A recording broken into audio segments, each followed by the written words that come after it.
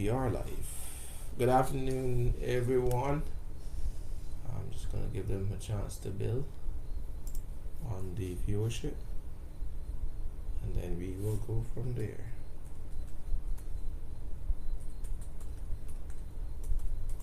You have the link, right? You can start sharing. Good afternoon, everyone. All of the viewers. Just want to share. No, are you running it? Yeah. 20 minutes.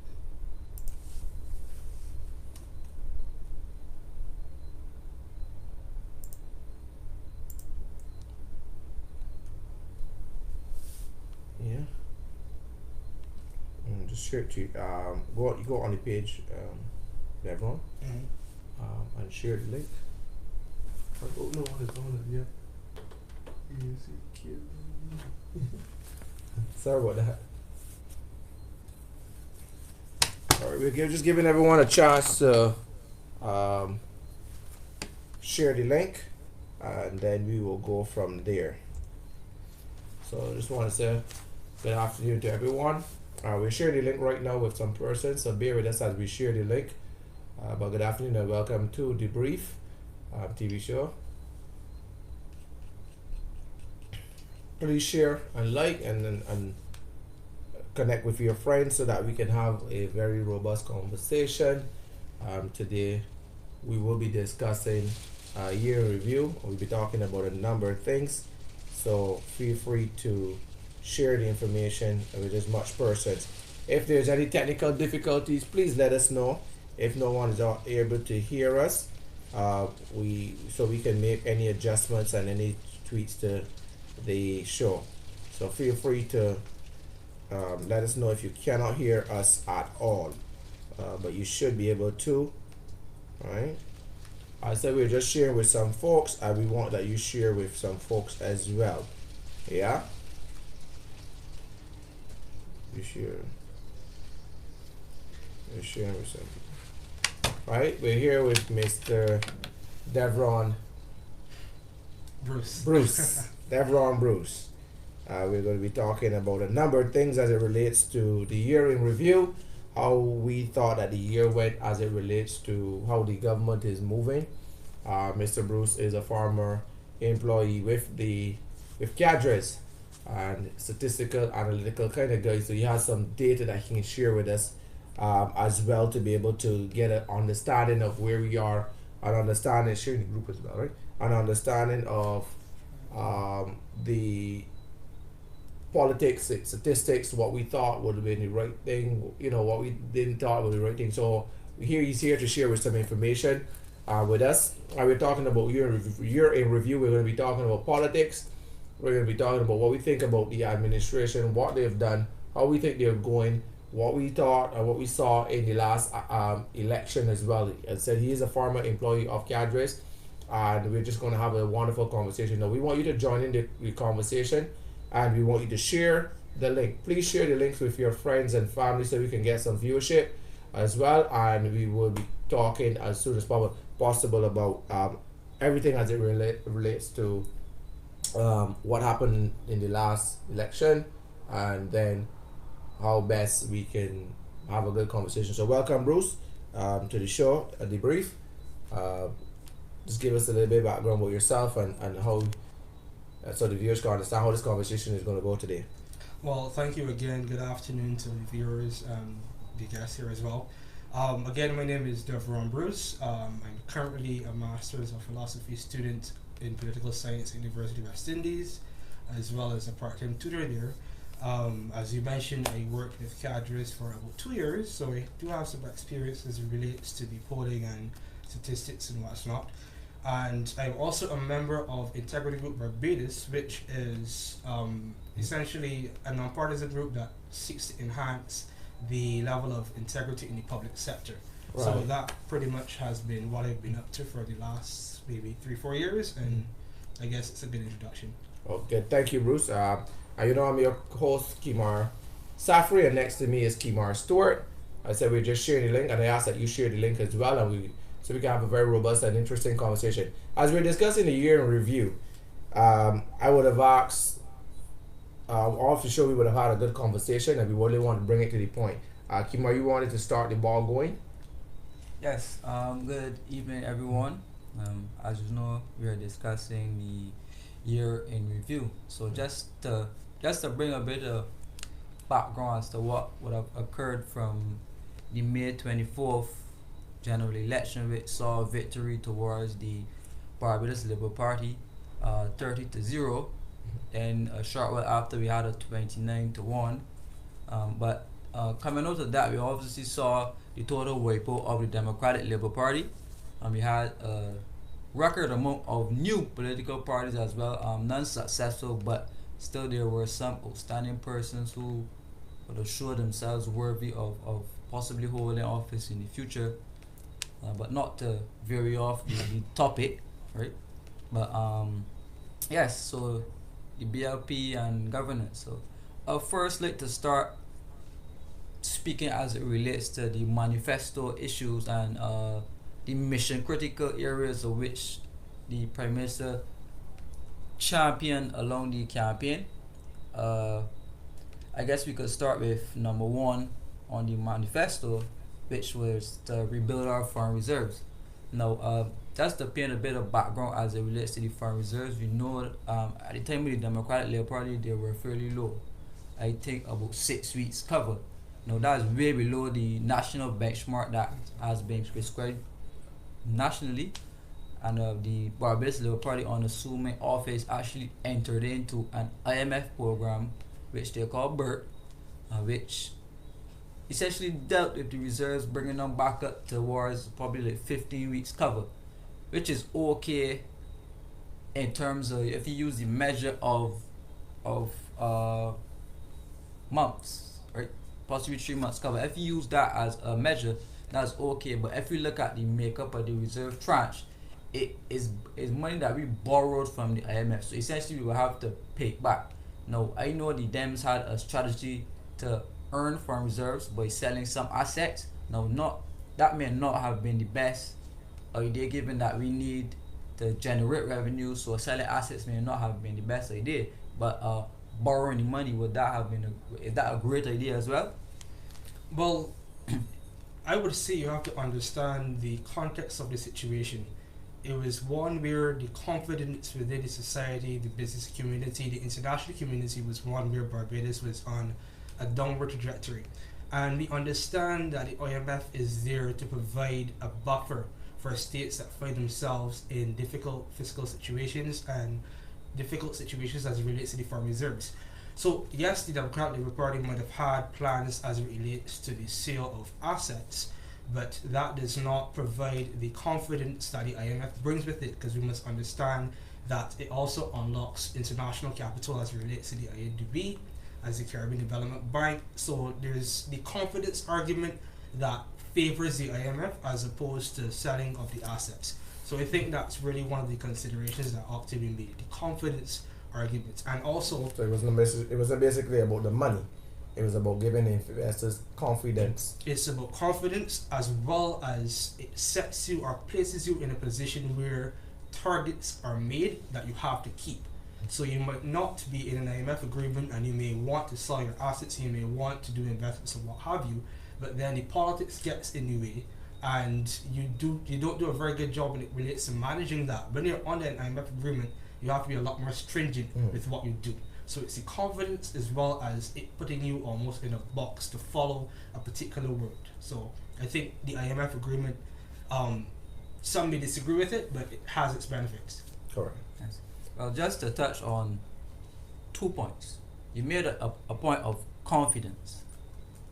From my personal perspective, the area of the Dems helped to erode significant confidence within the Barbadian society, and persons believe that the Motley administration brought a breath of fresh air as it relates to a new style of governance. Now, many persons accuse the previous administration of withholding conversation and being fairly quiet on issues, and they appreciated the fact that the current regime actually speaks to you, in an engaging manner and what's not. So my personal opinion is it brought some level of morale to the people. It actually gave them a renewed hope that things could get better. Now, don't want to go down to the nitty gritty as it relates to if it actually got better as yet. We'll get there, right? The second issue I have, as it relates to the IMF providing a stringent support clause for us. Are our elected representatives incompetent that they can't keep that physical discipline themselves? Or is it a case that we have to depend on the IMF to bring these measures? Well, that is one of the unfortunate things about politics. Again, unless you have someone looking over your eyes sometimes, you end up deviating away from what you are supposed to do. So, had the previous administration or current administration not gone to the IMF, maybe some of the social pressures within the society might have derailed them from doing what needed to be done as it relates to the fiscal deficit, as it relates to the economy. So now that you have that international pressure on you and those legal obligations, because we must remember that the IMF is a legal obligation, then it changes the dynamics of what you can and cannot do, and you begin to lose some sovereignty, but maybe for the best. So you're saying that basically, if I heard you correctly, that if the previous administration had gone earlier, we would have been able to erode a lot of what we're going through right now? Possibly it could have, but that is hindsight, we don't know. Right. Because obviously I know that with the IMF is about negotiation, it's about what, and I think that this administration would have negotiated their own terms that they wanted to go on. I'm still yet to find out if in the previous administration, if they would have thought that they could have negotiated their own terms, or if they were going on the fact that IMF bad for the country, which then put the country in the state that it was at, where investor confidence was at a low, or where persons thought that these guys weren't competent enough to go and negotiate a deal. Well, I don't think it's a question of whether the previous administration was competent or not to negotiate a deal. You have to ask whether there was the political support behind them. Would they have Labour's support? Would they have the private sector support? Would they have the electorate's support? What then is so different to when we saw that the government just came to office and in a short order they were able to negotiate? Precisely, and that government came to office with a 30-0 mandate, and they won 72% of the vote. But we are talking about from the Labour force, or the as you said, from the union and all of those other organizations. What was so different in the fact that if they knew or they spill out the digits, or since you're analytical kind of guy, the data would have been there to support we needed to go, rather than our previous administration taking the hardball approach that we ain't going to the IMF? Because remember, the last administration didn't give us reason to why we are not going to the IMF. It was just we ain't going to IMF. It made it seem like this IMF was a bad thing, rather than they could have been able to bring back some sort of investor confidence or some sort of balance back to us. Yes, we've seen what happened to Jamaica and a number of other countries, but was it a case where we thought that, if we go to IMF, it can cripple us? Or was it a case that the previous administration get the people in the room that needed to advise them? Because to me, it just sounded like it was I ain't going to IMF and we ain't carrying the country IMF, and it's some blatant without explanation. Well, the IMF has always been a boogeyman within the Caribbean in general. In the world, probably. Pretty much in developing societies in general. So any government that takes it to the IMF, there tends to be a level of unpopularity that emerges. The advantage that this administration had was that they went early. Had the previous administration maybe gone to the IMF in 2013, the circumstances politically might have been different. They might have had that support. And might have had the ability to negotiate on their own terms, just like this administration with. Precisely. So the timing of the IMF agreement with the Barbados Labour Party acted in their favour, given the fact they just came off of an election that gave them a massive mandate. Okay. So they did not have Before you add there, Kimar, remember we were talking about the year in review. We would encourage that you also put in any questions. It's an engaging conversation for all the viewers out there. Engage with us. We have Devron Bruce here, myself, Kimar Safri, and Kimar Stewart. And we're talking about the year in review. So feel free to engage. Just feel free to ask questions. What are your thoughts as well as it relates to the government How do you think they're performing? We know we are down in the almost the end of the year, so we're just looking at it based on the conversation and based on the fact that we have Deborah here, who would have worked with cadres as well in the election, has some insight on the statistics, and we're going to get to that as soon as we finish on this aspect. But we want to hear what you have to say about the year in review. Talk to us. Don't leave us out. We're not going to leave you out for sure. Share the link, like the link, follow us. We're talking about year in review with Devron Bruce, former political analyst at the Cadres and also a tutor at university right now. So feel free to engage us. Yes, Kimar. Yes. We made mention of the fact that the Barbados Party actually went to the IMF early on in their tenure, but that came with less buy-in from the public. Now, on campaign, the Barbados Labour Party did not state head-on, okay, when we are elected, we are going to go to the IMF. They went to the IMF after the victory with minimal buy-in from the public. Now, given the I think that's not corrected. Based on campaigns, it was it's No. not corrected. I recall an instance where the current Prime Minister insinuated that she had no problem going to the IMF. Certainly not within the manifesto that they were, but the fact that they said that they want to improve the economy, that they want to improve the foreign reserves, that had some connotations towards the fact that you might have had to go on to the IMF. Yes, which is okay, right? But the point that I'm trying to make is that if they stated head on the campaign that we are going to the IMF, that would have been okay. Now, if we were given significant amounts of time, and not persons like yourselves or persons from the economics department at KFL and different players in the country, I don't get the impression that there was significant input from them. Probably given due to the fact that we were in a dire straits and we needed to go immediately. I could appreciate that fact. So you don't think we were in?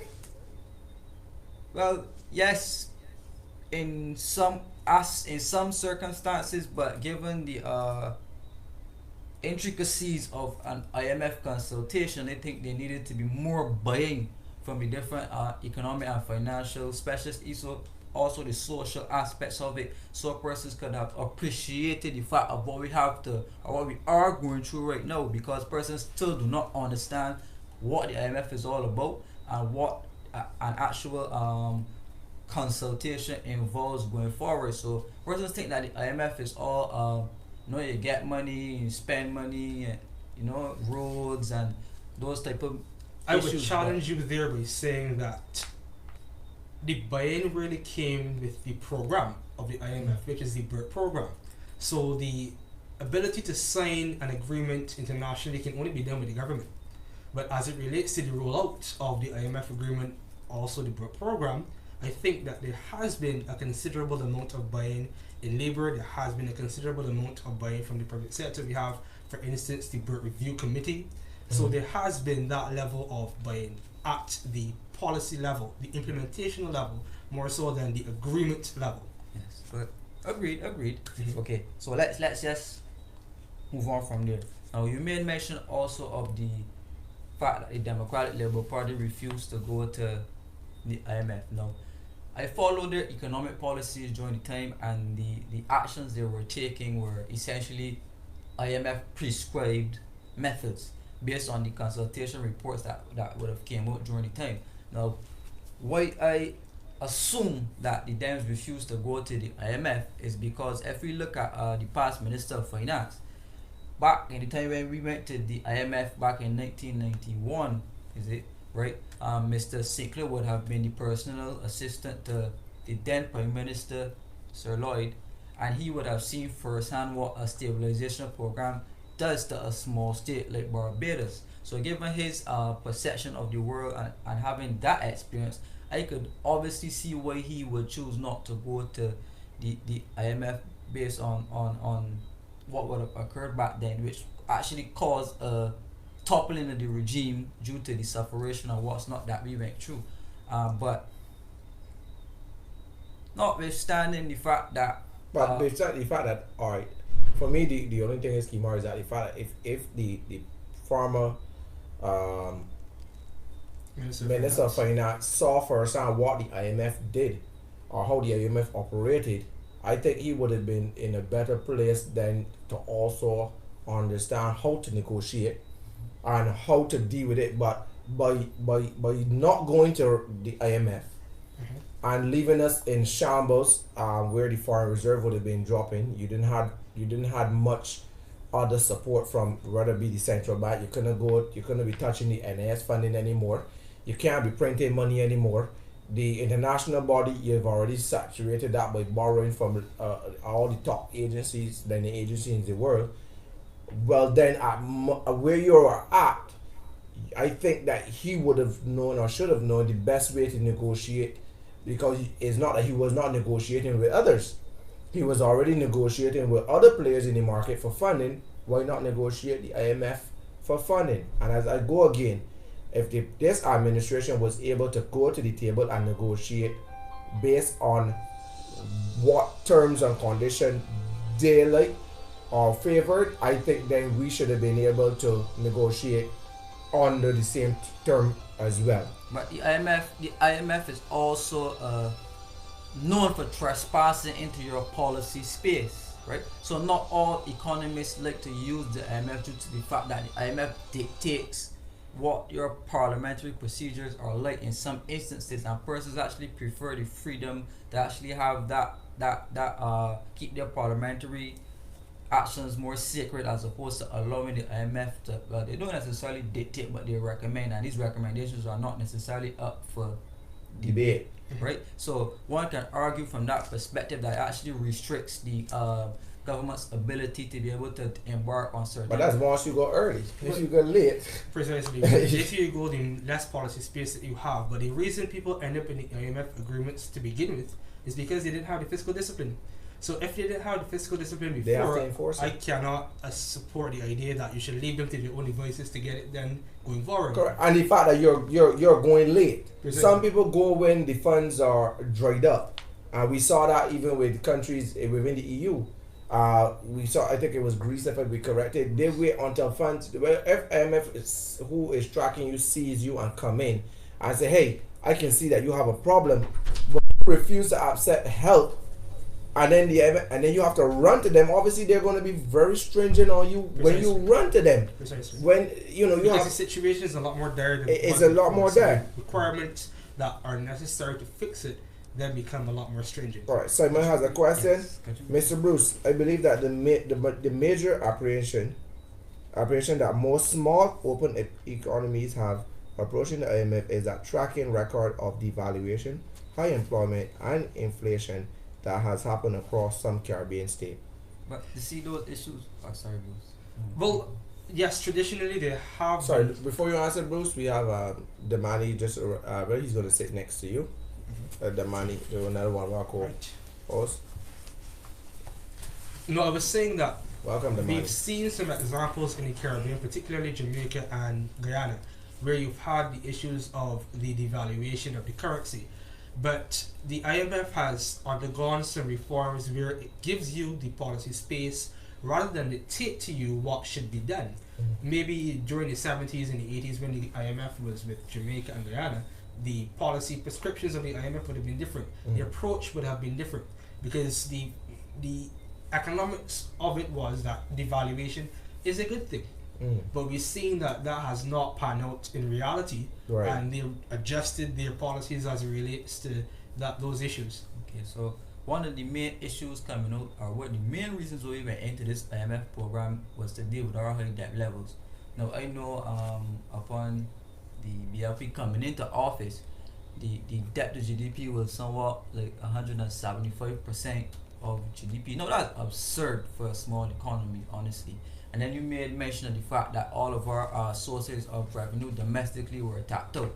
The central bank, the NAS, and what's not. And through that, the prescription that was provided by the government was the debt restructuring, or the debt holders agreement bill that was passed in Parliament. Now, coming out of that, some persons actually took significant losses on their investment. I know the central bank took a loss, the Bankers Association took a loss, the NAS took losses as well. Persons holding treasury bills took losses on their investment, and particularly we would say offset some of the pensioners and their ability to gain on their investments.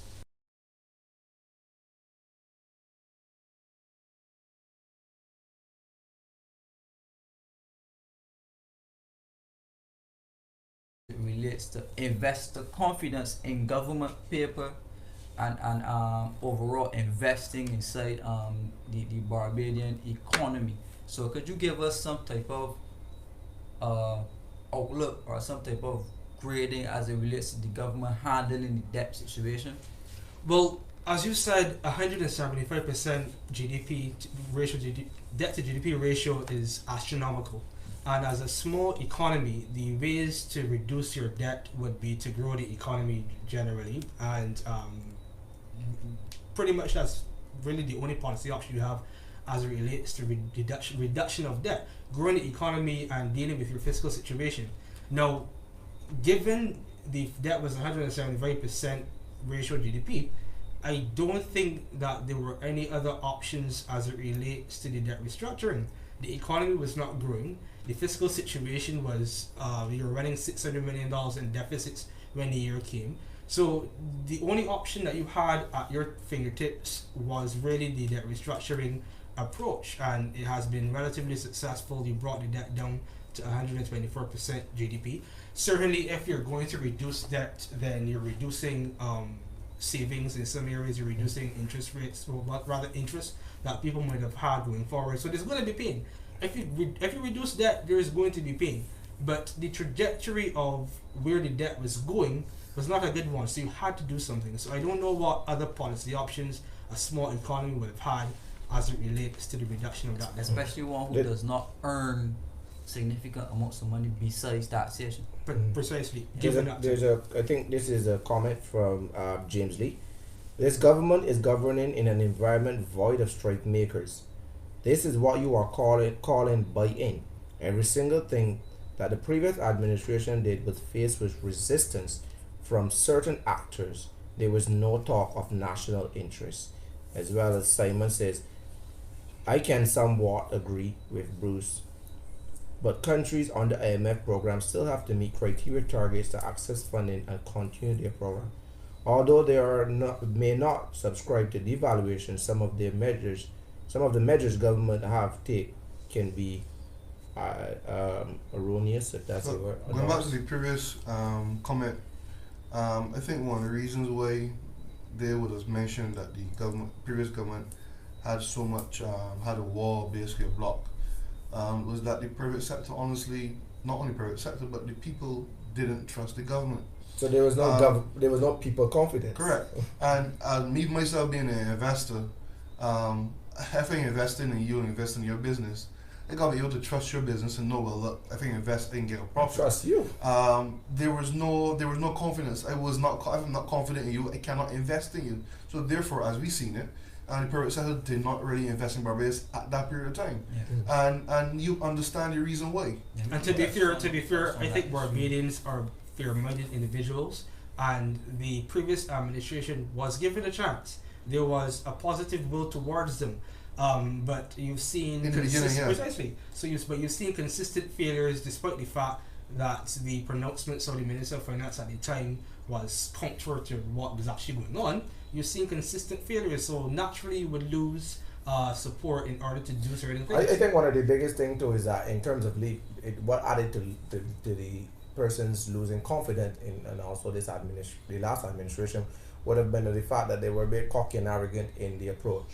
When persons called upon them, we saw that even when the opposition leader at the time would have called upon them to be accountable as it relates to the accounts committee, the finance committee, persons refused to go to the meetings. Persons sent legal letters. So at the time where even we were so much in the international eyesight, and you're hearing that ministers are failing to go to finance committee meetings, they're not open. We were seeing the Auditor General's report crying out for things. I think that then would have, and I think that the last administration would be remiss to understand that there was not just the eye of Barbados on them, but the international world was on them. So when it came to people really wanted to say, let me sink in and let me give and let me support, you found that that was not ideal because they lost a lot of confidence along with the country. To bring it back to this current administration, they started the ball rolling heavy. They showed a robustness as it related to governance.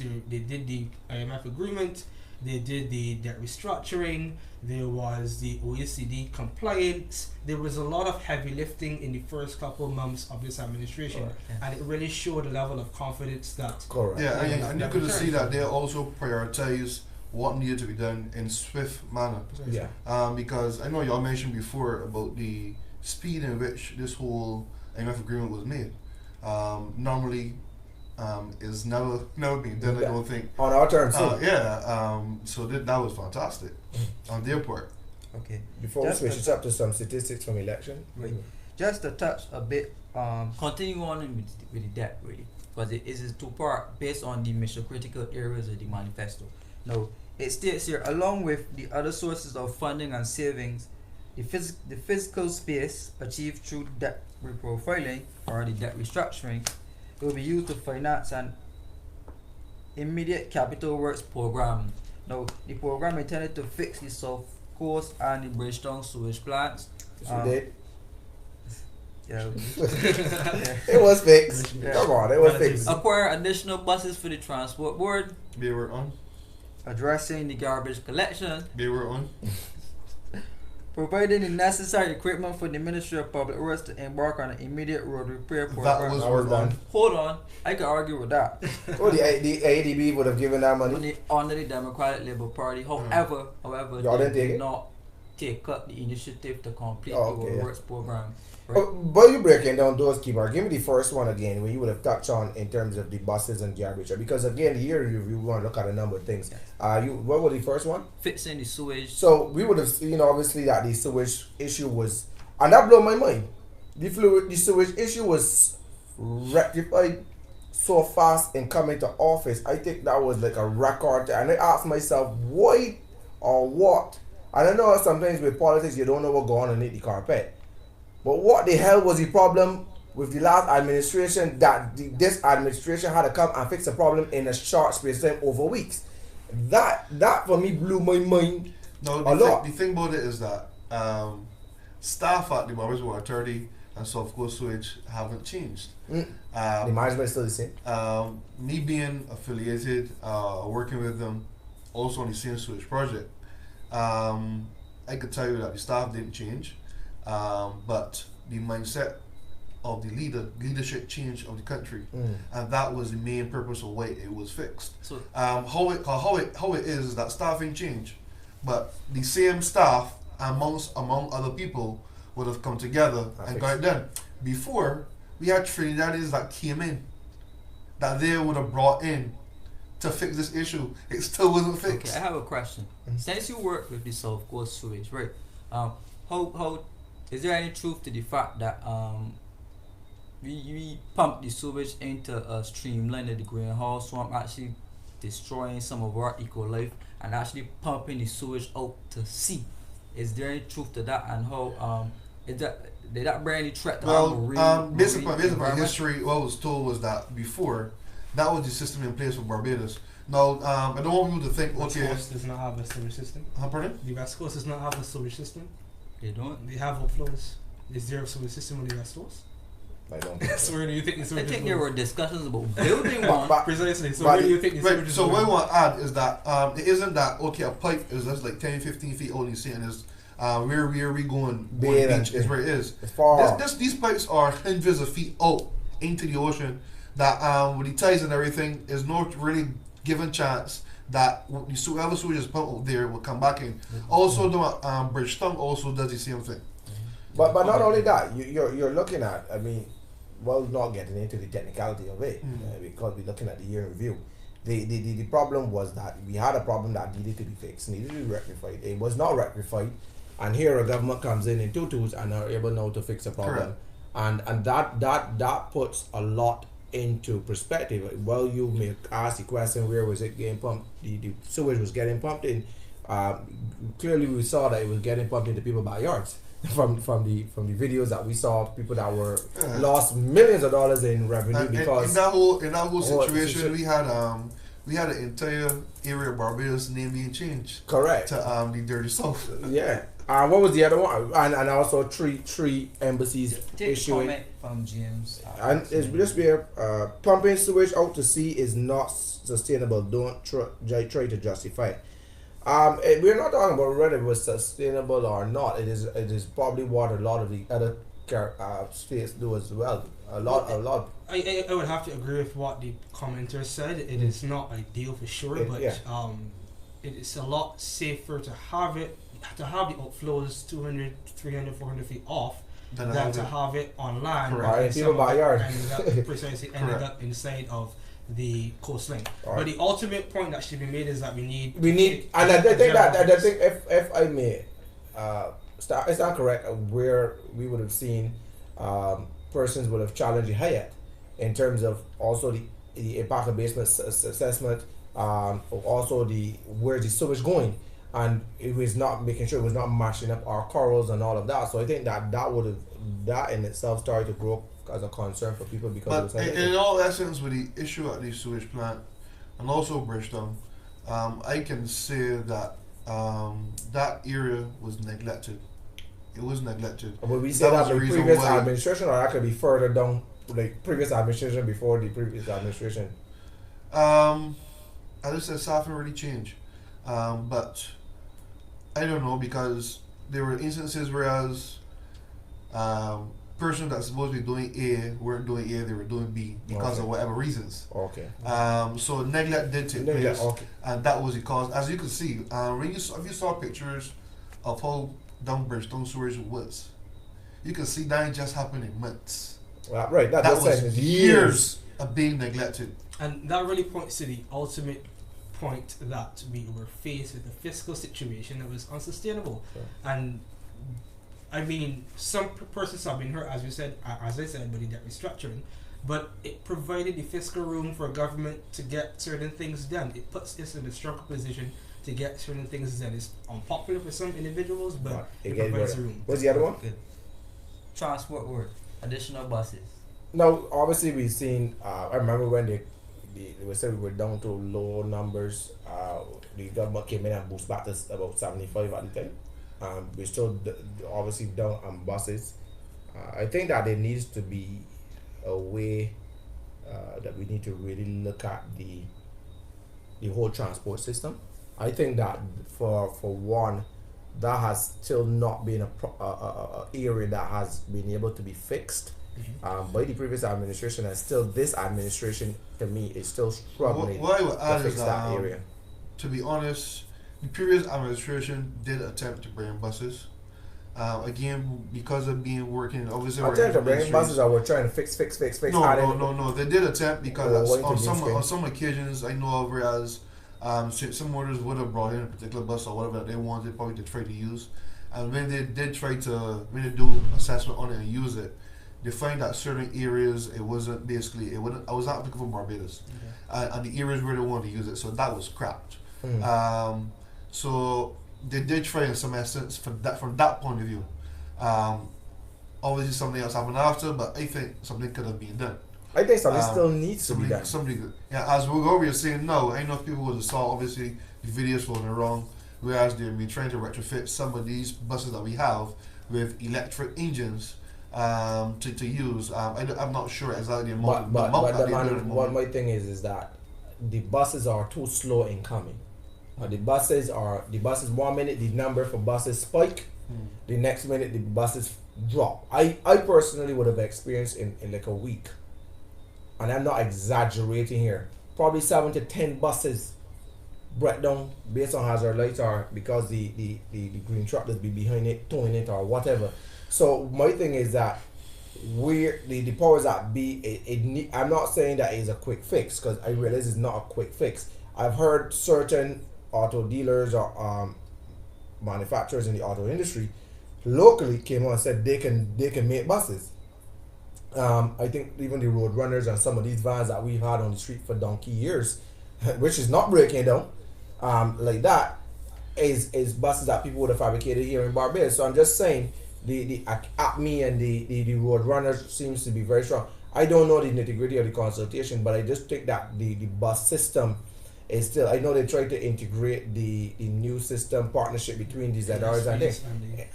That was surely not that to me does not seem like it materialized a large buy-in of vans or ZRs in any sense.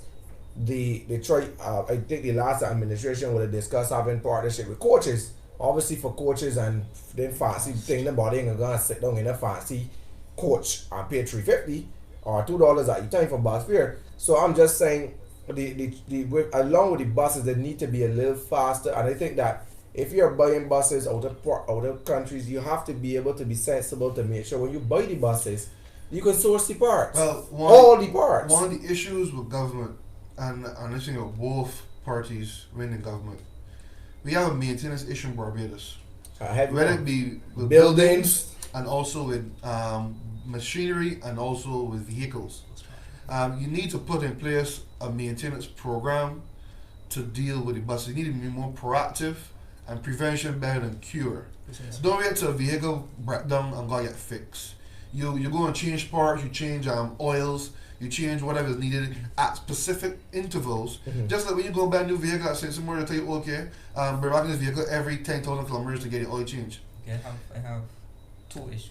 Go ahead. First, I will start by saying the transport board heavily subsidized by the government. Correct. Always running red. I've been in debt for many years. Right? But fare rental, that brought significant social dislocation. I know that for a fact. But if you look at it from a money perspective or the government perspective, something needed to be done to actually finance transport board. I think I would have privatized it. Yeah, right. No, the issue going forward from here is that the government promised that within 6 months they were going to buy these buses. Now 6 months has passed, probably about 3 times by now, right? And the issue within wider society is not that we don't have the buses, but if you knew that you are unable to do these things within a specific time, don't overpromise. Well, they could overpromise in the fact that when they only got to office, they realized how the state was. Come on. I refuse to believe that. But you don't know the state of the purse because the Democratic Party members never showed up to finance committee meetings or what's not. We knew the government was in shambles, and I mean we as the country. But I think it's only up on getting in there that you find out you really had the money to do nothing. I agree. One thing I would also say is that the costs at the transport board goes beyond just the buses. It's the debt, maintenance, all the people for things. The salaries as well. So the ability of government maybe to provide those buses in 6 months, given the additional costs and everything else, might not have been very feasible. But I agree that you should not overpromise. But can it be overpromised if it is based that this is something you want? I think that we've seen that this government have always been a government that communicate, and they would have said what were some of the issues in getting the bus. They sourced the bus. They found that people were traveling behind them to source buses, garbage trucks, whatever the case may be. Correct. It's not. I don't think that the government is neglecting. I'm just saying I think that there is a solution, a homegrown solution that we need to adopt until that international where we start bringing the buses can be accommodated. I think that there's just some home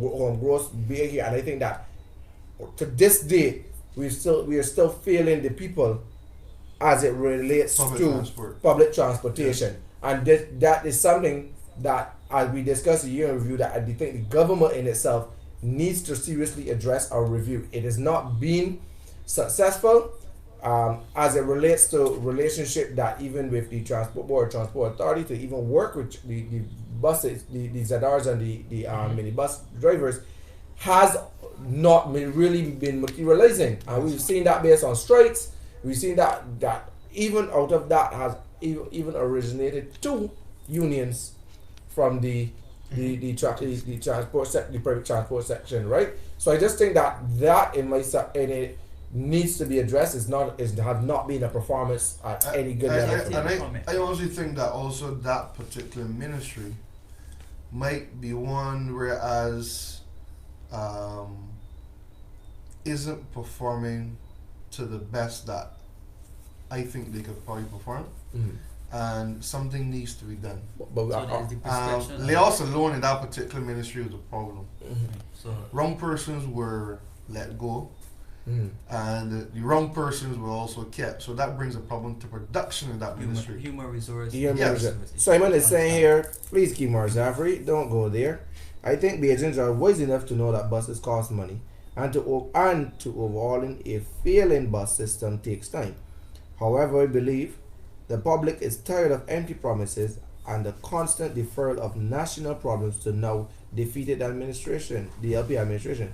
To add insults to injury, buses went up bus fare went up without the number of buses increased. Right. My issue there, right, is that okay, we talk about a solution to the problem. So I heard a lot of talk about importing electric buses. Now, are electric buses suited to the terrain of Barbados? Would an electric bus leaving Barbados going to up in the hills of St. Andrew and going to St. John and those places? I might not saw the that's- devil and hear the bus. Wait. I just say we have a shortage, so that obviously means that the buses will have to be working.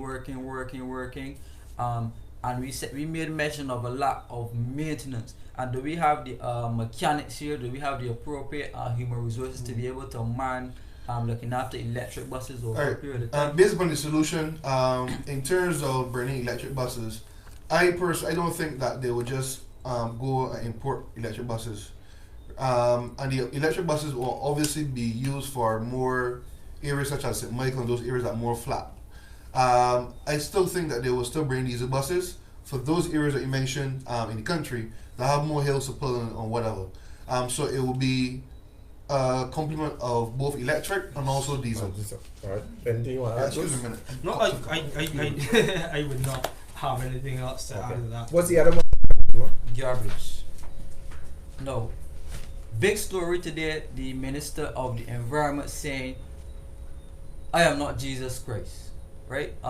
However sensational and however the media carry, I don't think it was his intention to be carried in the news in that sense. But however, he made the statement as it relates to the collection of the garbage and the issue of trucks. I heard persons complaining that up to 6 weeks they have not seen a garbage truck in some rural areas. I know there has been significant pileup of garbage around the island. People complaining about increasing floods and that type of stuff. Now, again, the government stated upon getting to office, one of their mission critical areas was to have these garbage trucks. Now, I saw trucks coming in, right? We had a little mini carnival to celebrate the trucks coming in and what's not. Good, well and fine, yes. But we still have a shortage. We still have an issue. And the fact that we defaulted on our foreign debts as well have some type of implication as to how we could order not only garbage trucks but any other issues as well as it relates to that. So comment, please. Well, certainly I don't think many Barbadians would disagree that government has not been the most efficient as it relates to garbage collection, but I think the discussion also needs to go beyond the number of trucks. It has to go beyond into the realm of recycling. It has to go beyond into the realm of a whole host of areas as to how do we as a small society, a very dense society, the absence of land, deal with the matter of trash. I don't think it's sustainable to just talk about having 100 trucks or 1,000 trucks. We have to look at how much garbage we produce. So that is why, for instance, we've seen policies as it relates to the single-use plastics that might reduce some of the issues that relates to garbage. We've seen attempts to buy the trucks, and what I think is necessary is really a greater attempt between various ministries: the Ministry of Education, the Ministry of the Environment, Humphrey's ministry, Minister of Maritime Affairs. Maritime Affairs, to develop a policy that fits Barbados for the next 50, 100 years. So what about Because the DLP's Cahill plan?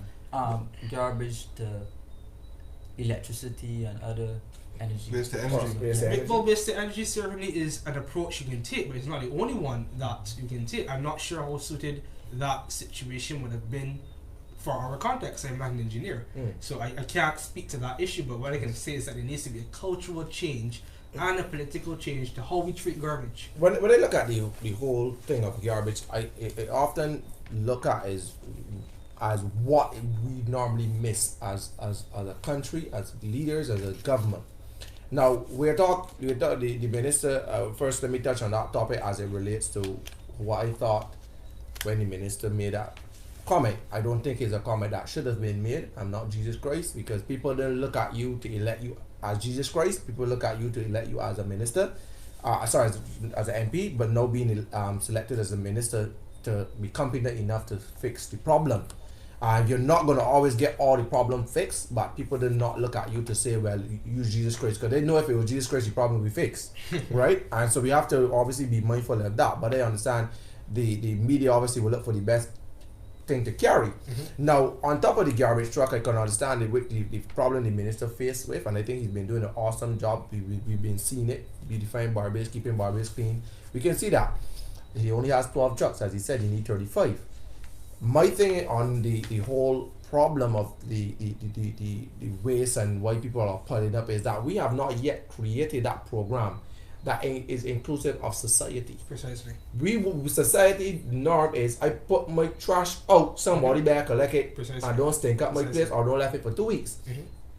When we create like America, where I say to you, no more plastic bottles are supposed to go into the trash, carry them to a recyclable plant.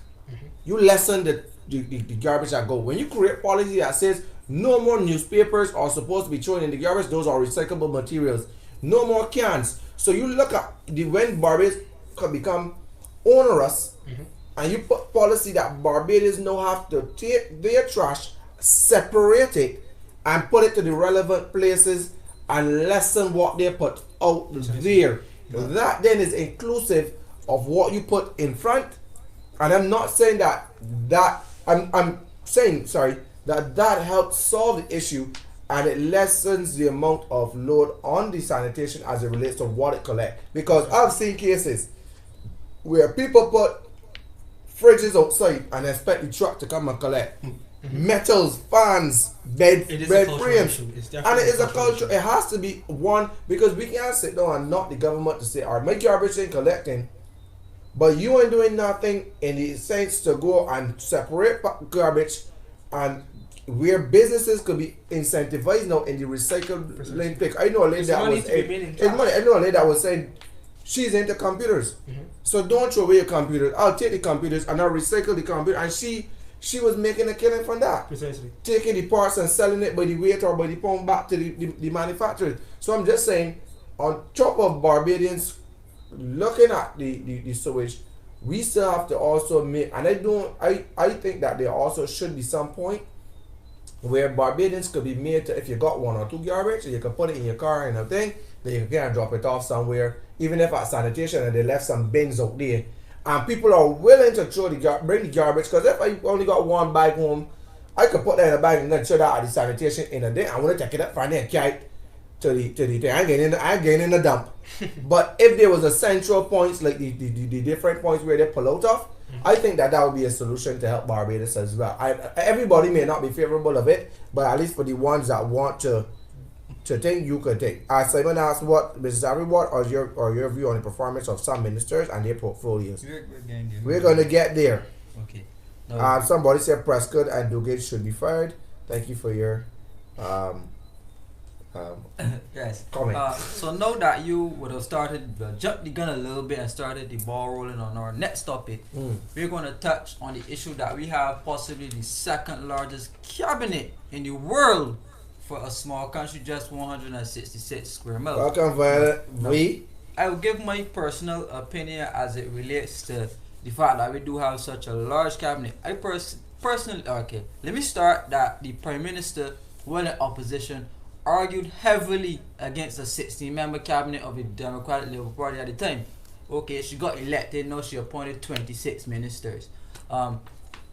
Contradicting, however, understanding politics and political strategy, one could comfortably argue that she had such a large cabinet due to the fact that she won 30 love, and it would not be wise of a prime minister to have a backbench that's possibly 14 persons, because it is easy to topple the power of a prime minister if you can have such a large backbench, if you are able to have possibly a couple of dissenters coming over from the government, which we able to let's just say we had a significant amount of dissent from the current government.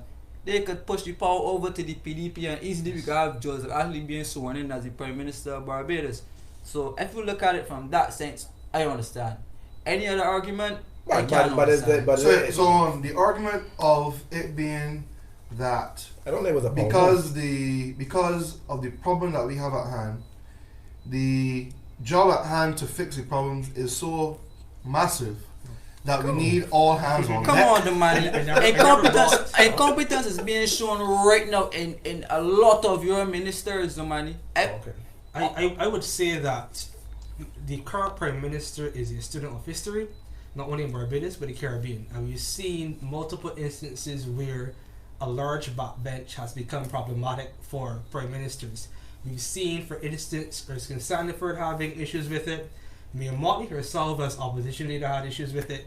Clyde Maskell had issues with it. So there's a history in Barbados that speaks to the fact that people can turn on you and you can lose their position quite quickly. So there's going to be that political instinct that she would have in making those decisions. But it does it have to stem from that it was a power push, or it could be stem from the fact that there was great work in the country that needed to be done? I don't buy that issue. I understand political history and political systems very well, and I would say that one of the issues that we have also in our region in general is the patronage.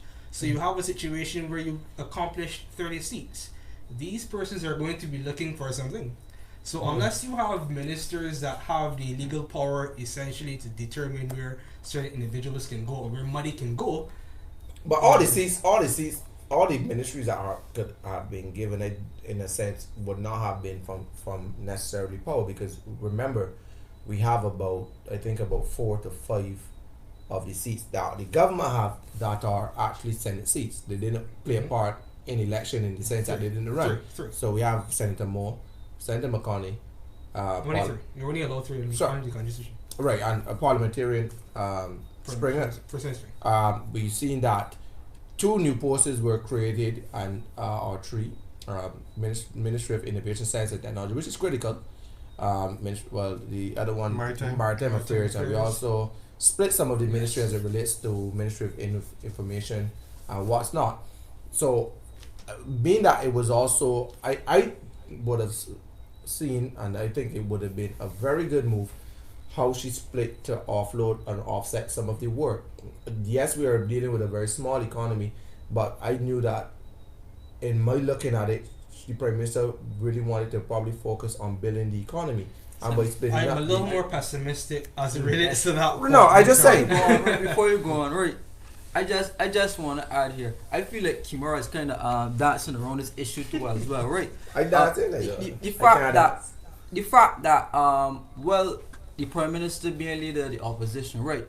We had a little caucus who actually I don't want to use the term remove, but decided that they no longer have any confidence in the Prime Minister, the no Prime Minister as leader of the opposition, and actually bring it back on after to take up the position, right? Those persons who would have been there at that moment are still here now. So, looking on as a student of politics, what confidence do I have that these persons are not going to attempt to topple the Prime Minister if not given a ministry?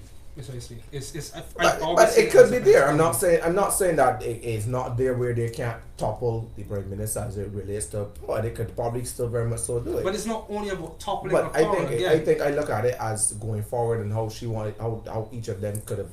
It's about rewarding your MPs because they've won seats that traditionally the Democratic Labour Party has carried, and they would come to her. Yes, with the I argument, would have rewarded I them the same brought way. you this seat. Yeah, I would have rewarded them. I need the same. something in return. That's the basic. But as we touch on that, is it that we can see that?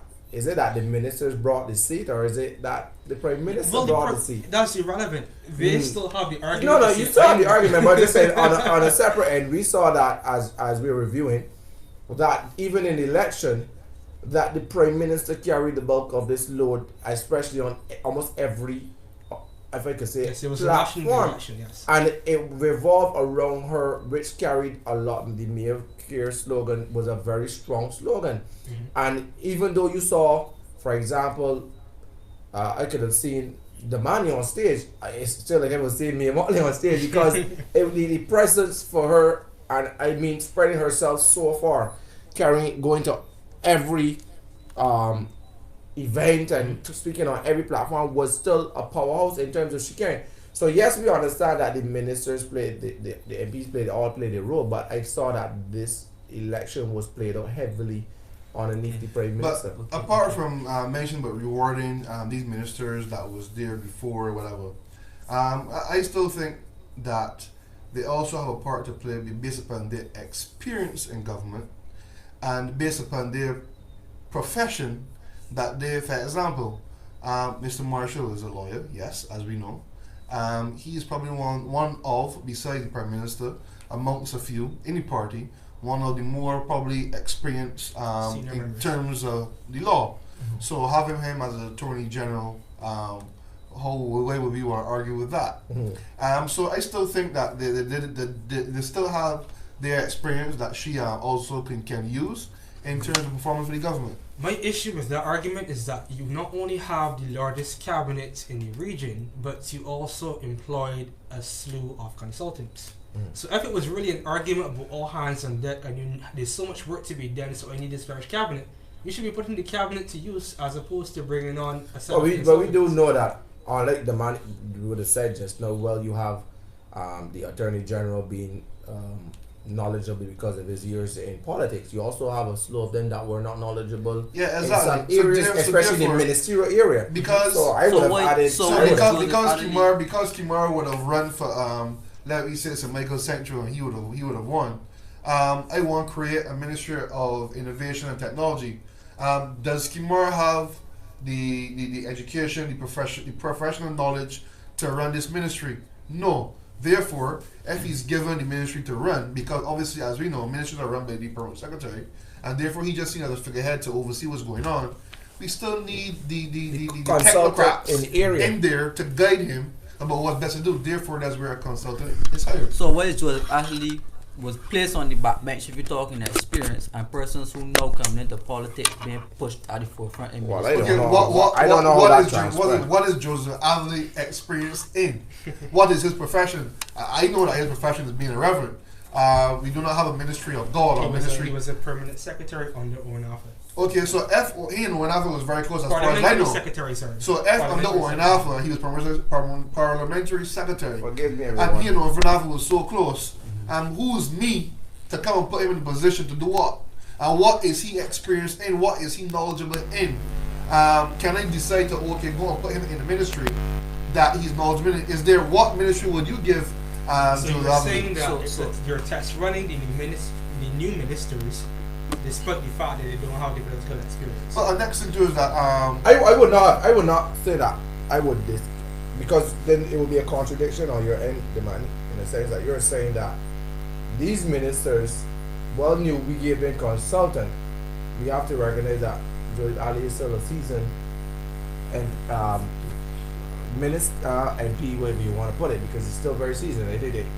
Yes, he would have brought, regardless of being a bishop or not, because some of them in the position that was not specialists in the area of information or wasn't specialists in the area of this or that. Then you could have probably added a consultant to him just the same way. But I don't know what would have transpired in the party that would have led to such being happening. At the end of the day, it's just the fact that if that was his decision, that was his decision. So we can't debate if he was kicked out, if he wasn't given a ministry, because who said he wasn't given a ministry, but he probably wanted a job.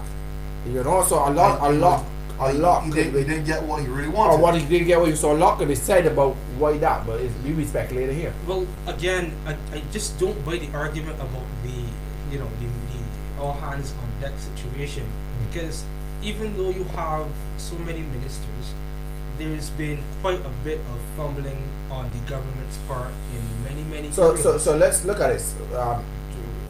Simon would have asked the question, which ministry or which portfolio do we see lacking as it relates to? And one of my biggest concerns is that we have some ministers, and I've always said it, some ministers are not very good at being MPs, and some MPs are not good at being ministers. And I think that that's something that we need to look at in Barbados, where there's not much of a balance, where your ministry may be successful, but your consistency is suffering. Your consistency may be successful, but your ministry is suffering. So at the end of the day, I've seen that there are some posts and some portfolios rather that needs to be taken up. The ministers are not, in my opinion, are not really doing enough as it relates to either communication, as it relates to putting out the information. Some are fumbling with the information. Some are they have to come back to the people and say this and say that. And I do believe that while there may be some that are, especially consistency offices, they're closed, they're not doing clinics, you're not seeing them. And this is largely because a lot of people are saying that I'm not seeing my minister, I'm not hearing my MP, and that is a problem that they have. And with the next upcoming election, it may pose as a problem for them being re-elected. I think that they should probably take a book from seeing Miss Molly's book, and because although as we know she's prime minister, she's all around the world trying to get minister of the country. She may not be inside her constituency office, but I can tell you for a fact that there are persons there handling the business of the constituency while she's out, and she's also still aware what's going on because communication is there between the office. And like I said, her. probably her office is the only office I see. I'm not. That's consistently From open Monday because they were to Friday. with that. In terms of if people go there and need help, they will contact me. So I know for sure that office is open 24/7. But the rest, I'm seeing shut. I mean, I would be lucky to be. Well, I think that's something that need to do. And they need to look at it.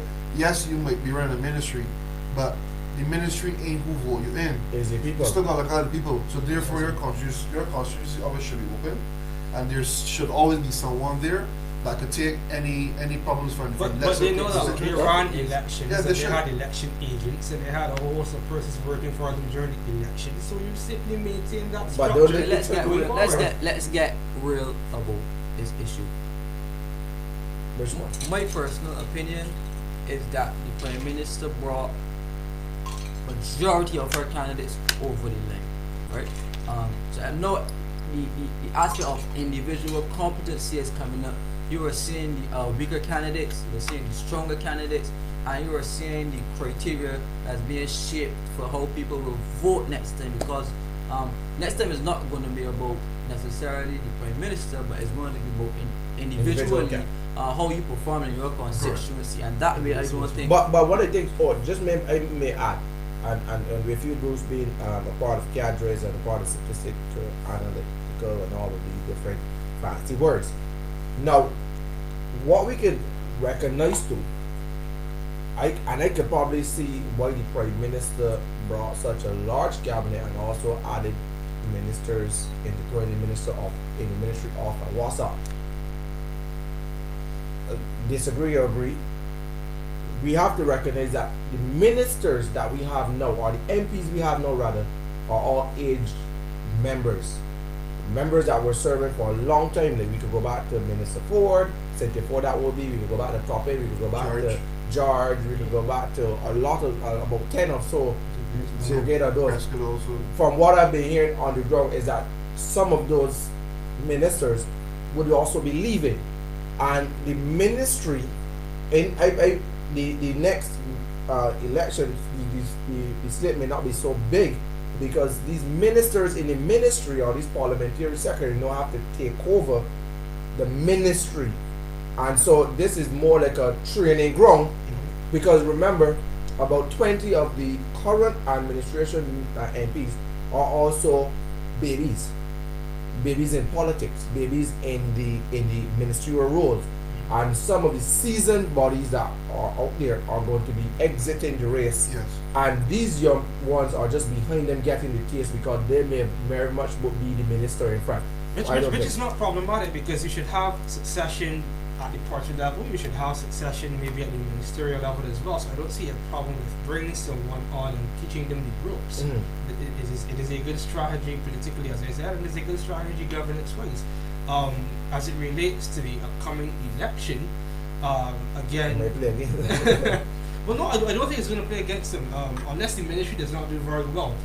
But I think that again it goes back to the fact that you have 30 members, 29 members that won seats, and they have to get something. They have to bring the bacon home, and that's a political reality. It is a political. But reality. even those that helped with the election wanted a piece of the pie. So Precisely, I it's a understand. political reality, and if you want to maintain a strong government in the next election, after the next election, one of the best ways to do that is to have the MPs there that had the experience that can bring something home to help the constituency. Right. Okay, That's the truth. Right. My next issue: do we see a clear-cut leader? Let's just say the Prime Minister is not able to continue her tenure. Do we see any person emerging within the camp to take over from her?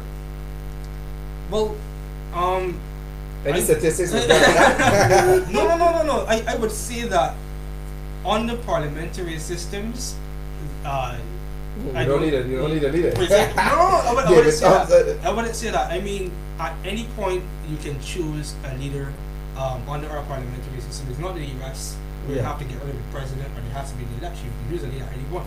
As It was relates done with to- David Thompson. It was done with David Thompson. It was How done did that with work Tom Adams. It was done with Aaron Burrow. Mhm. It was done with. It's All of been that, done. yeah, yeah. Precisely. As far as it relates to the party now, because Parliament is one thing, a Prime Minister is one thing. You just elect a Prime Minister to the Parliament. Yeah. As far as it relates to the party, who would be a leading candidate for the party, that is another consideration altogether. We've seen, for instance, the young Adams.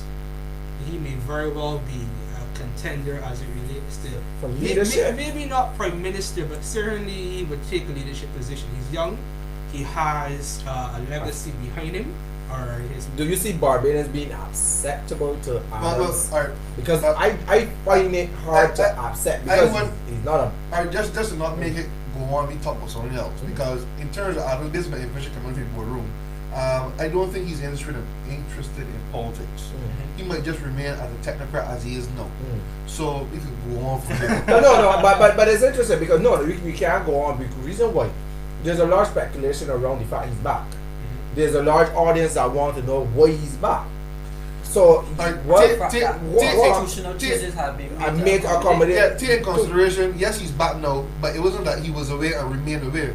Because he was here on other occasions. So Even in time that Oinafa was leader, let and me he had given advice. speeches or whatever the case may be. But remember, you're talking about one of the largest election in history, where he became more evident to the people. And as Kimar said, accommodation was made in the policies or the legislation to accommodate him because he was not living in Barbados within the consecutive time or whatever the case may be, both him and Senator Kim McCartney, and there was also another person for the Independent Senate that they accommodated. So it was not only from the Barbados Liberal Party, but also from the Independent Senate, which would have fallen under the EGG. Now we have to look at the fact that there is speculation growing. Now, whether or not he's interested or not, if we are talking the point of we're looking at the future leader, and yours, it is said that he could more valuable be a strong contender in the future. I'm just saying, while he may have a legacy though, Barbadians are still mindful and they will ask the question, what has he contributed? And that is going to play a part unless you're giving him a strong seat like St. Thomas or something. His father's seat. It would hold him, just like Thompson with Mara. But I'm just saying, well, it may be ruled out now that he is not interested. We all know that to be talked to. But if you're looking at a strong leader for future, in my opinion, when the old guards have gone home, it leaves people like the same Brad Shaw, You could have people like Kurt Humphrey that could be trained up in the way to be leaders, future leader. If you're looking at somebody that might as well be another strong future leader, you could probably looking at Lisa Cummings if she goes into the race and be for that. So those are very much so the strong persons that I can see that can emerge in the next 10 to 15. But although it's still yet young, we still have time to go, and hopefully they may still have another term to go. So therefore, there's time to emerge. A leader can be emerged within that So time. thought he had time. But what I Thompson. Thought he had time. All of us. but what I would say is that I understand the point you have made, but as it relates to the party level, it's really the general secretary that runs the party that deals with those interconnectivities that are Yeah, yeah. necessary.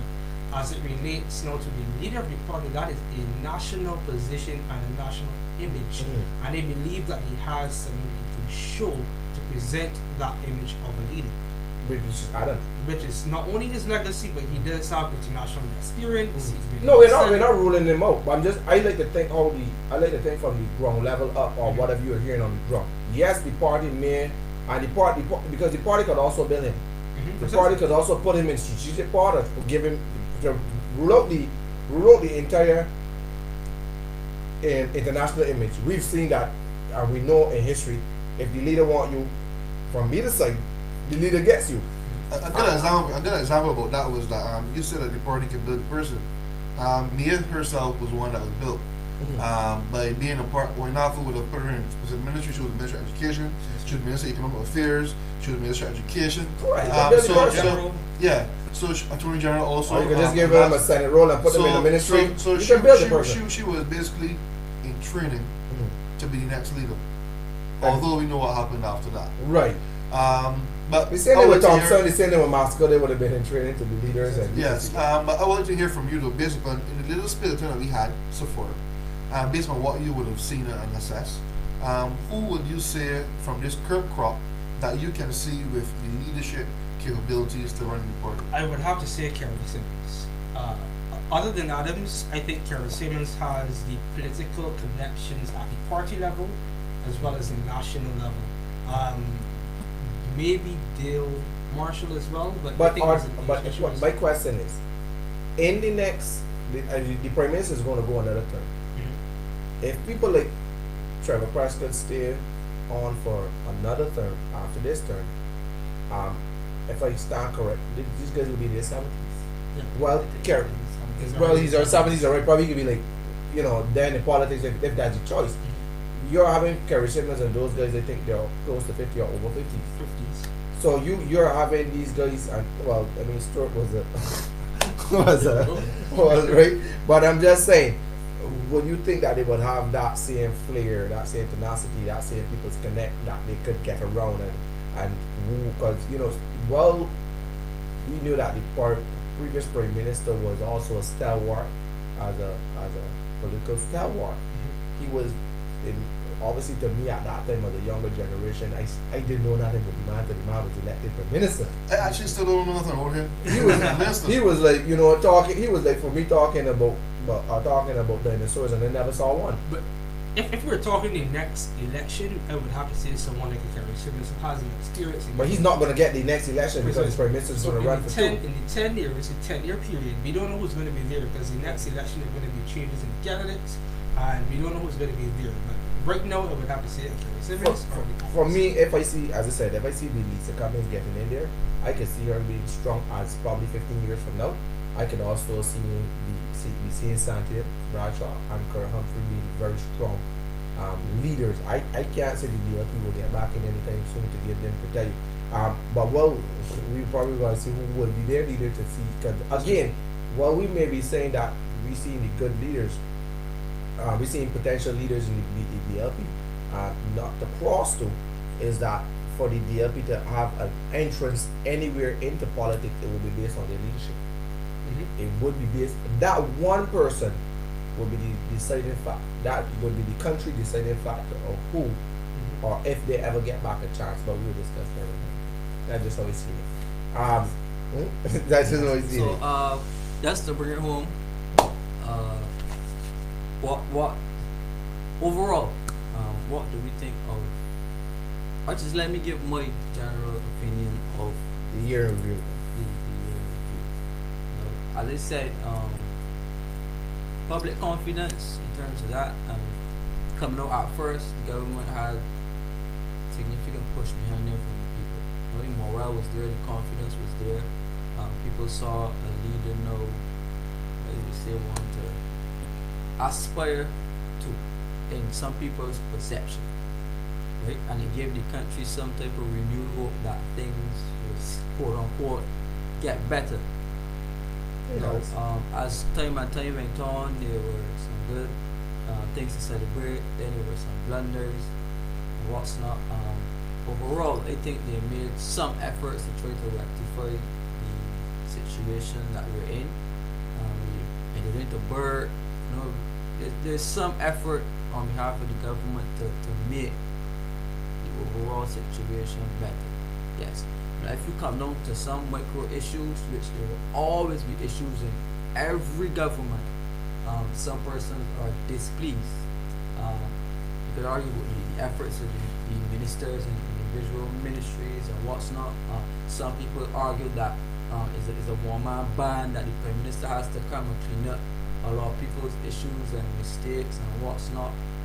But I mean, these things are okay, right? You should appreciate the fact that not everybody is competent, and some people will need a hand up, right? Now, the issue is if the person will actually accept the hand up.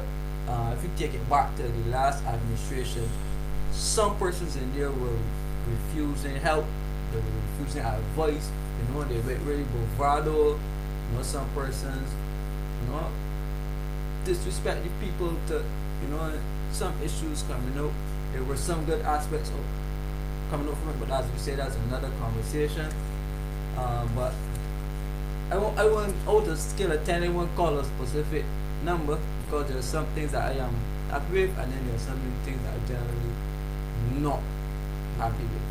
But to put an actual grading on it, I mean, that will not paint the entire picture as to how I feel. So I mean, I would pass it on to somebody else. So. Right. What I will say is that generally they have done a decent job based upon the circumstances that we're in. I still think persons are confident in the government at hand. I think the major issue is obviously because of the high taxes that we had before, and still the high taxes that we have now, plus what was added on. I think that's a major issue. But taking it in context of what we have, as you said, to get all the things that we need money from somewhere. And without having natural resources, where are we going to get it from? Taxation, until we get investment coming in, foreign investment coming in. So my thing is that, okay, we have the MF program, and the idea of it is that, yes, things can be a little rough now, but hopefully it will get better.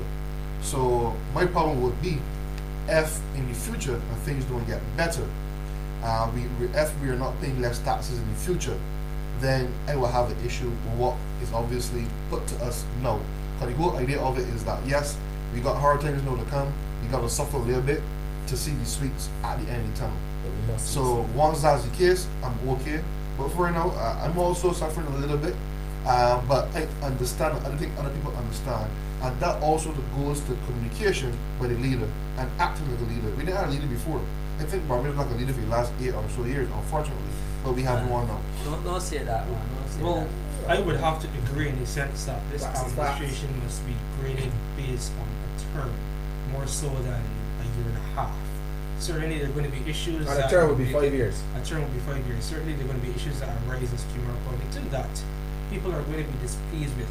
But I believe that the major issues that have to be looked at to grade this administration is whether or not they can grow the economy, whether or not they can diversify the economy, whether or not the IMF stipulations will be met, whether or not we bring an end to this debt default situation, and whether or not people begin to see tangible improvements in their lives.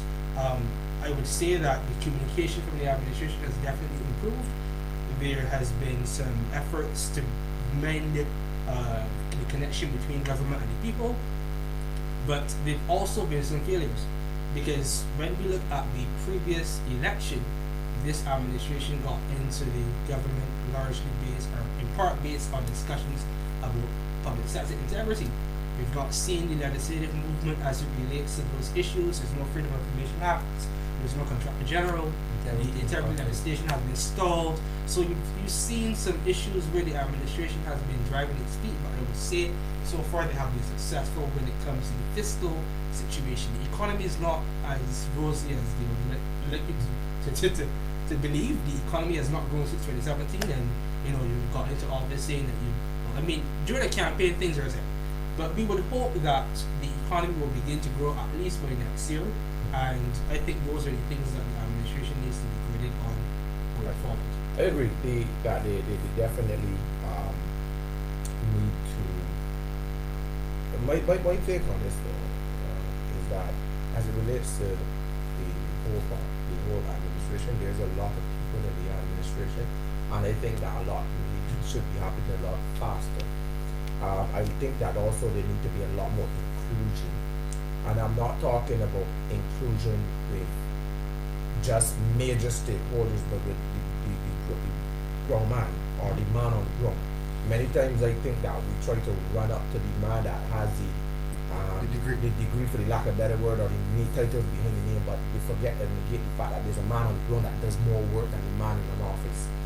Now, I also think that there needs to be a chopping of some of the, and I know where some of the stalling in government is coming from, and I think that needs to be weeded out as well.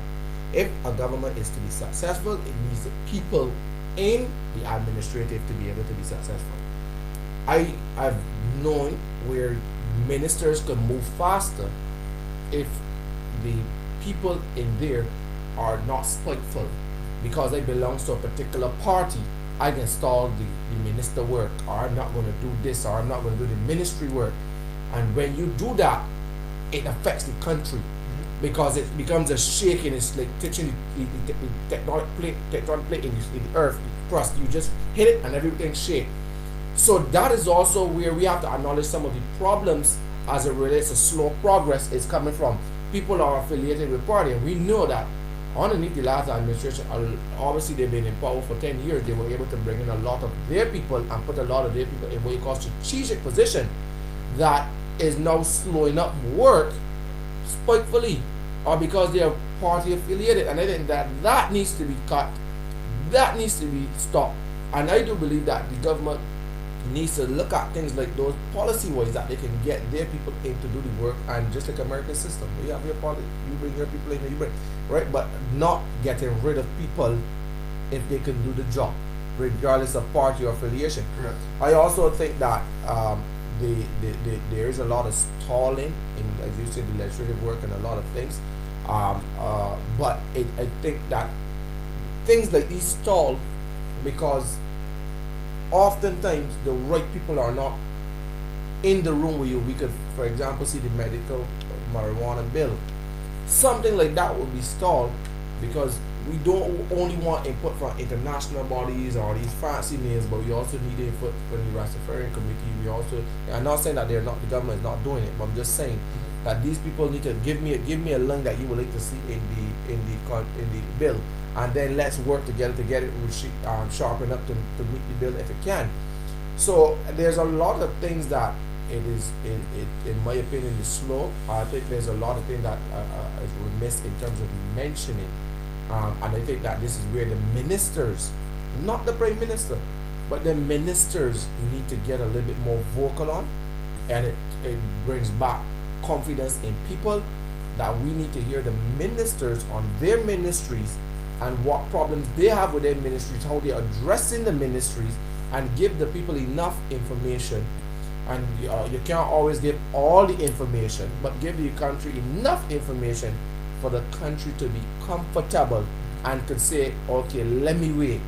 I oftentimes hate when ministers or anybody come to give unrealistic hope or come and babble rather than giving the confidence to the people that to say, listen, I'm working on it. And I take that, like for example, with me and the homeless or whatever, I say, yes, I'm working towards a building, but what I'm doing is, if you follow on my Facebook, I'm showing you the progress to getting there. I'm showing you the building is here. I'm showing you the building is being painted. I'm showing you workmen for the building. And we have to get to that point that we start to show people, okay, the bus is here.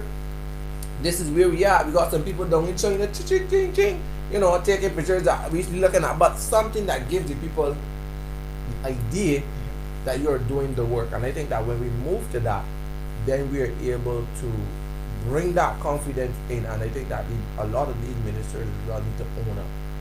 And need to own up to the ministries. I think for much too long that the Prime Minister has been carrying that load for a lot of them.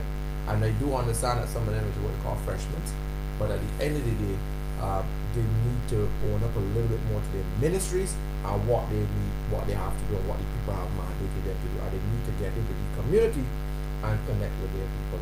And for me, I can say that yes, they have been doing a good job, but they need to, with a cabinet that large and with the majority, legislations need to be passed faster. The things that are promised need to be made. The critical things critical needs to be attended to. The first 100 days in office need to be attended to.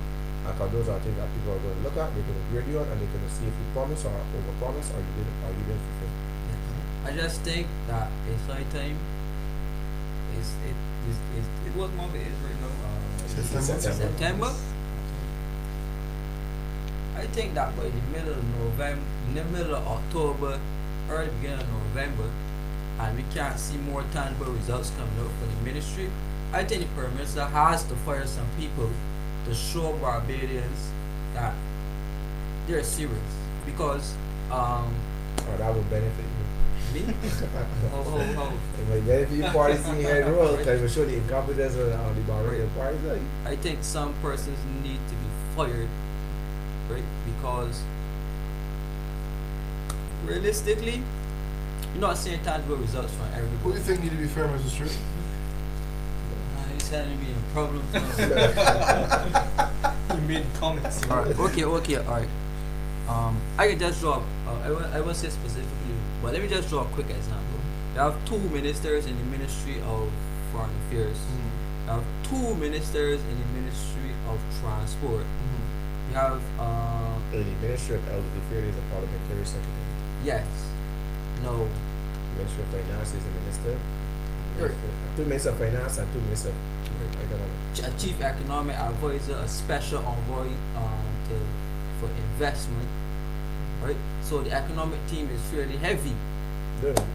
right? You don't think they're doing a good job there? And we will have to have that conversation. Oh, here. No, different, in a different. That will have to be a sole conversation, so I can actually show Right. you detail for detail exactly how they've been performing. So therefore, based upon what you just said, based upon my question, you're saying that minister within the Ministry of Finance, minister within the Ministry of Foreign Affairs. Transport works, Foreign Affairs. all the ministers that's supposed to be fired. I say it's a fire all, but Okay, so therefore, realistically, sorry. get us some time off to go in the constituency and do some Who's work. at work? If you're young and you need to grow, take the time off. Or I should take the time off, go to the constituency, make sure you secure yourself for next election, because it ain't guaranteed. So which of these constituencies that you think need some work being done, and the people need to see the minister? I think all. No, because generally, if you don't know which one, unless you're within the constituency, I think that you have been seeing a little neglect from some people, from some ministers in some constituency, and as I said, I can pinpoint few that I go past every day, and up to this time you have not seen or heard any seen that office, or you wonder if grass growing long taller than the house. I know I've mentioned this to you guys already, and I personally think that yes, you may have a ministry to run. I know that being a politician isn't easy; it's a lot of work. A lot of people ask you for stuff, but I personally think that at the end of the day, you have the ministry because you were voted in by a constituency, by constituents. Therefore, I think that every minister should at least find 1 day a month, A week. 1 day a month. No, one. I say I at least would one. say a At week. least 1 No, day a you month. need to I attend said to at least that. 1 day a month that they could decide, plan, and decide. Okay, in October, I'm going to do well, I know Northeast, so I can say KC 1. And I can go in that area and speak to my constituents within that area. You mean you can do that, In November, I am going KC 2. And I am going to speak the same way. yeah, that means because because you probably once a month for next week, 5 years. No. I think it's once a week. And no, I'm just saying at least. But But remember, again, with some constituencies that have processes in place to still see people to relate information. but back to their stuff, remember this. you can then go and still see persons that that have an issue personally, and that obviously that area. Here's one of the things I give my free advice for any minister that's listening. What we need to look at, right, is that there need to be more socials put on by ministers. I'm tired of footballs. I'm tired of cricket matches. There need to be more social. I know one former minister who used to have a party every year with youth, and that was seems to be a good social. I see that last week, one of your The party is St. James. up and come, yeah, one of your up and comers are taking a lead from that page. But at the end of the day, more social. It can't be always about a cricket match or football match. It has to be about life. It has to be about connectivity. It has to be about other things. It cannot be the race to the pole in the last leg 100-meter dash of election. Well, that may work in a lot of But cases. I think what the BLP was doing is that they were having a social line. No, I'm not talking about the BLP. I'm talking about constituency members. Remember, Okay. remember, you need to be able to connect The people. with your people. You cannot be in politics and you're telling me, all right, people coming to you for handouts. That's what the seat is about. You cannot be in politics and you're telling me, I got too much for people in my constituency. That's what the seats. You can't come to me and say, well, people say campaign about potholes. But to be That's the fair, representation must this be there. government is taking a look at local governance Mm. with the third committee. We have to see how that develops. I think that's moving too slow. I agree. I think that I've not seen I anything am about it. for one do not agree with the name because it should not have been a personalized thing. In my opinion, it should have been something like the People's Assembly or the people that would have been proposed in front. Because what you want, because again, for me, I know there's some barbarians that like to take Tarkman or whatever. I want to be a part of that with Tarkman. I don't even know. Constituency Constituency Council. Yeah. So again, it should have been something that brings out the national, and I think that for committee it is moving too slow. We should have had that within the first 100 days, and this is where I think that we need to have the separation between the politics and getting into the committee. We spoke about that off here. Is that we need to have some form where the minister or the MP rather for that constituency showcase this committee as its representative, because you can't say you're in a constituency but the only body you know that a part of that constituency office or a part of that team for that MP is the secretary that you go into the door and see. So if you introduce the body or the branch, because I know the branch normally takes care of the constituency or to some degree, but you let them know, listen, this is my team. You may not see me. This is That's Bruce what is they who did you can Jamaica. talk to. Jamaica did That's what that, they did Jamaica even though they for use long. dons in some cases. But if you don't see me, you can see Kimar. Precisely. Bring your problem. He's as competent to me as I am to you or to him or whatever the case. And you show this team and let this team work for you. Because once this team works for you, you are going to succeed. But if you don't have a team, and I think more money needs to be put into the constituency offices to hire more people to be able to be there to deal with the people, because I know it's only one position that is being paid for. Precisely. So more positions, like already be depending on the size of the constituency, 1, 2, or 5 people need to be added. From the added of that, you have your core of volunteers or your core of what you call devoted workers Precisely. that work, and people see them in the community. Yes. It's not about polling, it's not about statistics, it's not about that. It's also about, yes, can we look for this? It's not about handing out food, it's not about handing out school bags, it's about connectivity. Yes, those things encompass, it's not all the way about, but there needs to be some level of connectivity within the thing by a larger audience for a larger presence. If one man is in a crowd clapping and everybody shouting, nobody hears the applause. So we just need to be able to show a little bit more that because again, any upcoming election, there are going to be some seats that are going to be in play, right? We don't know, depending again on who the Democratic Labour Party brings. That is true. it would challenge whether or not it would be it would be a play seat, or it would be going back up to the person. And we know you don't want to make the mistake of giving any member 2 terms in a seat. Because once they make that mistake, it's real pressure to get them out of that seat for 2 terms. So we have to look at that as well. Yeah? Any further comments? This? We want to thank each and every one of you for tuning in as we would have looked at year in review with Bruce. Devron Bruce, sorry, former member of the cadres group. Brought some very good insight. We have to bring you back again to talk about some numbers as it relates to the election and how it played and stuff like that. We're here with you every single Wednesday and Saturday here in our studio that we discuss various topics and we debrief the topic. We always say that our job here is to really debrief and bring it to the nitty-gritty so that you can understand. I hope that the show is enlightening and informative. Here with Kimon Stewart, Damani Small as the co-host, and as I said, Devon Bruce as our guest, former worker of Gadgets, and he's also at the University of the West Indies in tutoring as well. So for next week, we confirm that next week guest, yeah? Close. We are confirming our next week guest, and I hope that she is watching and know that we want her to be on the show as well. And She's coming, though. She'll be on the show on Wednesday. So every week put earlier we will have Berlin Dupuis, who's president of the Democratic Labour Party, here on the show next week. A very interesting show. We're going to be delving into a number of things as it relates to the Democratic Labour Party, where they're going. But we want you to tune in, share, like, and follow us. Our DeBrief team is just here. As I said, we just love being here. We just love talking.